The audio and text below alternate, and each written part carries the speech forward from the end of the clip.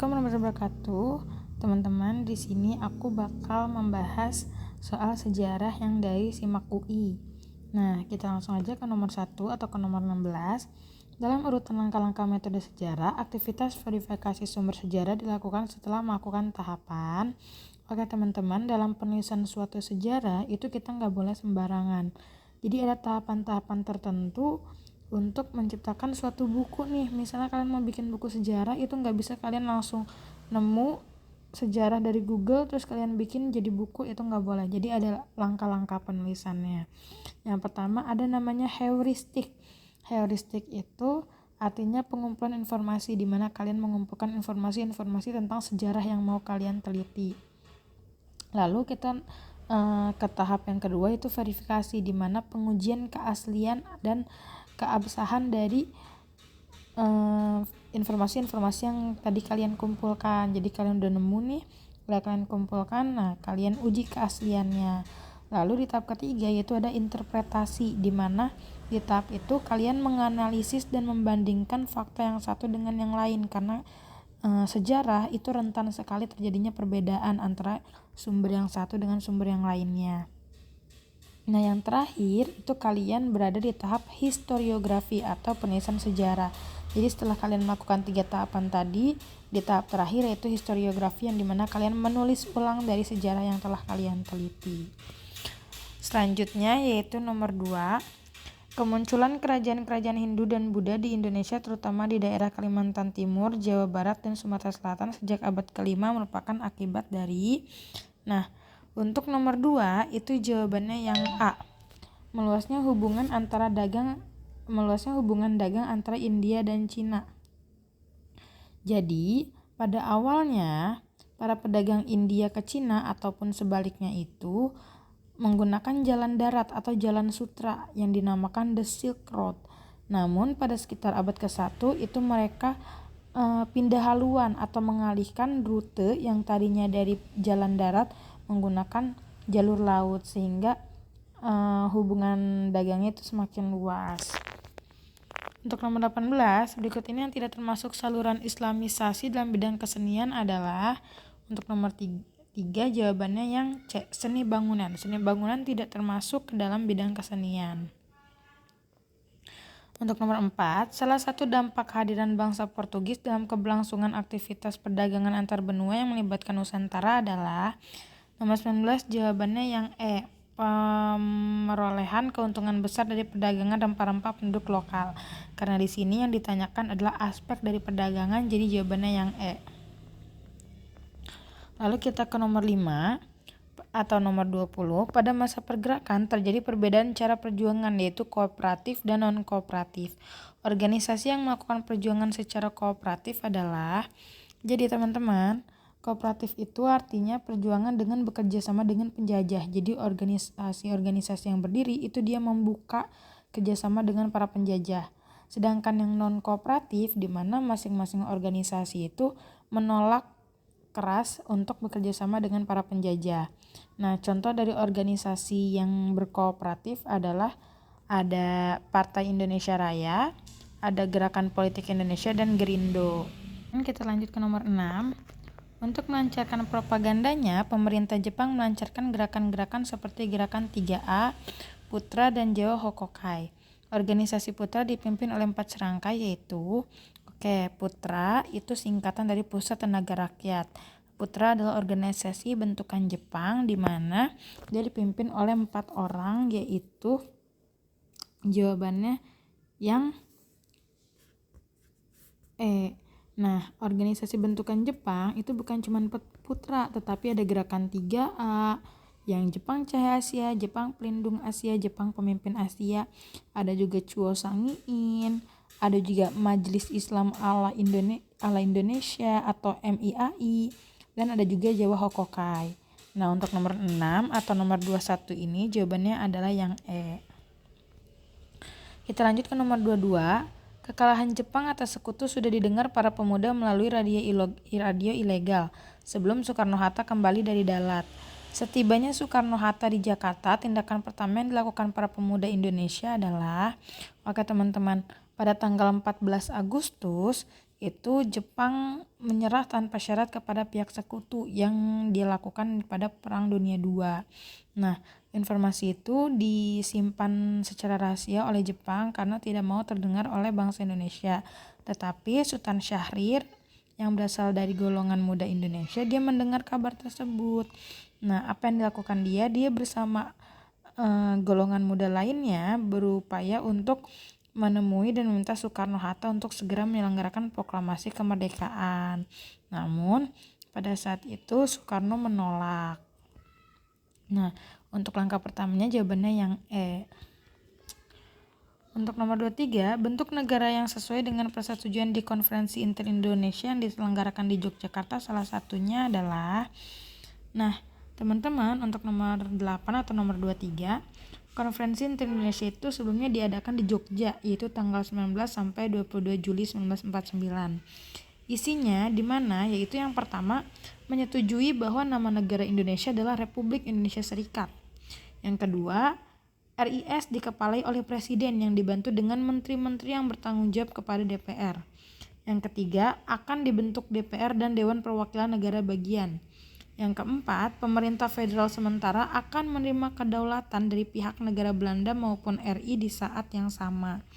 Jadi, setelah kita mengetahui isi dari Konferensi Inter-Indonesia, kita mengetahui juga untuk jawaban nomor 23, yaitu jawabannya yang D. RIS akan dikepalai seorang presiden yang dibantu oleh menteri-menteri. Lalu kita lanjut ke nomor 9 atau nomor 24. Pada pelaksanaan sistem kultur stelsel, pos pengeluaran terbesar pada anggaran belanja pemerintah Hindia Belanda adalah anggaran untuk kultur stelsel adalah tanam paksa.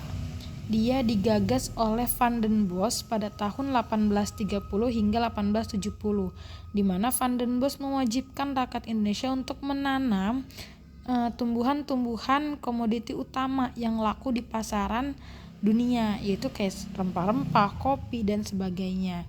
Nah, anggaran terbesarnya yaitu di mengembangkan perdagangan dan penanaman. Jadi nomor 24 jawabannya yang C. Lalu kita lanjut nomor 25. Kebebasan berpendapat, pemberantasan korupsi, demokrasi, dan persaingan ekonomi yang lebih terbuka merupakan keunggulan era reformasi. Apakah ini benar? Jawabannya benar, karena pada saat masa Orde Baru, pada masa pimpinannya Soeharto, kita tidak leluasa dalam menyampaikan pendapat. Nah, ini untuk sebab kejatuhan pemerintahan Orde Baru sangat terkait dengan gerakan reformasi yang menuntut penangkapan kroni-kroni Orde Baru. Ini jawabannya benar. Agenda reformasi tahun 98 yaitu menuntut 6 hal. Pertama, dia menuntut bahwa adili Soeharto dan kroni-kroninya. Kedua, laksanakan amandemen UUD 1945.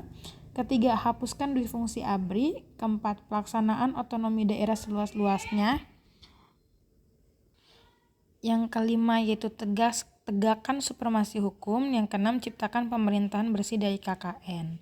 Nah, itu adalah 6 hal yang dibahas dalam agenda reformasi 98 ketika penurunan Orde Baru. Untuk pernyataannya benar, sebabnya juga benar, dan mereka ini saling berhubungan, maka option yang tepat adalah option A. Untuk nomor 25 jawabannya yang A. Lalu kita lanjut ke nomor 26. Menhir adalah tugu batu sebagai lambang adanya pemujian terhadap roh nenek moyang. Ini pernyataannya benar. Menhir adalah tugu batu yang sangat besar, di mana pada saat zaman dulu mereka menyembah si menhir tersebut, karena menhir tersebut dianggap sebagai kepercayaan mereka, tempat roh nenek moyang mereka tinggal. Lalu sebabnya peninggalan pada masa megalitikum terbuat dari batu-batu yang berukuran besar. Nah, untuk nomor 26 yaitu jawabannya yang B. Kenapa B? Untuk pernyataannya dia benar dan alasannya juga benar, tetapi mereka tidak melihatkan atau tidak menjelaskan keterhubungan antara satu sama lain. Jadi apabila pernyataan benar, alasan benar tetapi mereka tidak berhubungan, maka jawaban yang tepat adalah yang B. Lalu kita lanjut ke nomor 27. Peradaban kuno sebagaimana peradaban Mesir dan India muncul dan berkembang di wilayah aluvial yang memungkinkan para penduduknya bercocok tanam dan mencukupi kebutuhannya dari hasil panen serta selebihnya dijual ke wilayah lain. Ini benar teman-teman. Terus sebabnya wilayah aluvial adalah wilayah yang dahulu sering dilanda banjir tahunan. Ini juga benar. Dan ini menunjukkan keterkaitan di mana yang tadi wilayah aluvial memungkinkan para penduduknya bercocok tanam karena tanahnya dahulu sering dilanda banjir tahunan. Oke, teman-teman, kita lanjut nomor 28. Pada tahun 1950-an, pemerintah Republik Indonesia menerapkan kebijakan ekonomi yang bernama Program Benteng. Program ini bertujuan untuk teman-teman, ini terjadi pada masa demokrasi liberal. Terdapat banyak sekali pergantian kabinet. Nah, Program Benteng adalah kebijakan ekonomi pada Kabinet Natsir, yaitu kabinet pertama pada masa demokrasi liberal. Penggagasnya yaitu Sumitro. Makanya program Benteng juga bisa dikenal sebagai Sumitro Plan. Apa tujuan dari program Benteng? Yaitu untuk melindungi pengusaha pribumi agar dapat bersaing dengan perusahaan asing. Bagaimana caranya? Yaitu dengan memberikan bantuan kredit modal usaha kepada pengusaha pribumi. Nah, jadi untuk nomor 28 itu jawabannya D, bahwa nomor 4 saja yang benar, menciptakan kelas kapitalis domestik. Tujuannya yang tadi supaya pengusaha pribumi agar dapat bersaing. Jadi untuk nomor 28 jawabannya yang D, 4 aja. Baik, selanjutnya ke nomor 29. Sidang umum ketiga MPRS yang diselenggarakan pada bulan April 1965 menghasilkan beberapa ketetapan antara lain. Oke, untuk nomor 29, sidang MPRS diadakan di Bandung tanggal 11 sampai 16 April 1965. Untuk hasil dari sidang umum ini yaitu jawabannya 1, 2, 3, dan 4. 1, 2, 3, dan 4 merupakan hasil dari keseluruhan isi dari sidang umum MPRS. Jadi apabila semua pilihan ini benar, maka option yang tepat yaitu yang E. Untuk nomor 29 itu jawabannya E. Terakhir, Gerakan Aceh Merdeka atau GAM merupakan pemberontakan yang terjadi pada masa Orde Baru. Berikut adalah hal-hal yang berkaitan dengan gerakan tersebut. Nah, teman-teman, kalau kalian pernah dengar namanya Gerakan Aceh Merdeka, itu digagas oleh Hasan Tiro. Gerakan Aceh Merdeka ini berdiri pada tanggal 4 Desember tahun 1976. Jadi GAM ini merupakan organisasinya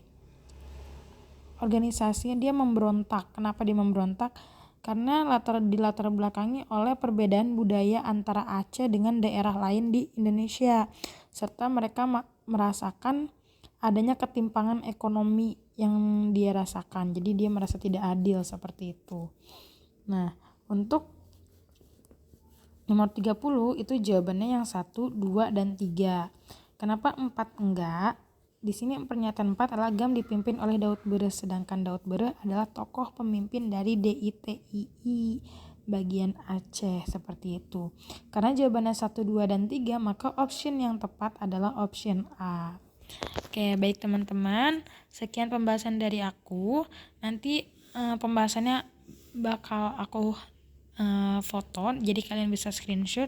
Kurang lebihnya mohon maaf, apabila terdapat kesan-kesan kata, aku minta maaf. Wassalamualaikum warahmatullahi wabarakatuh.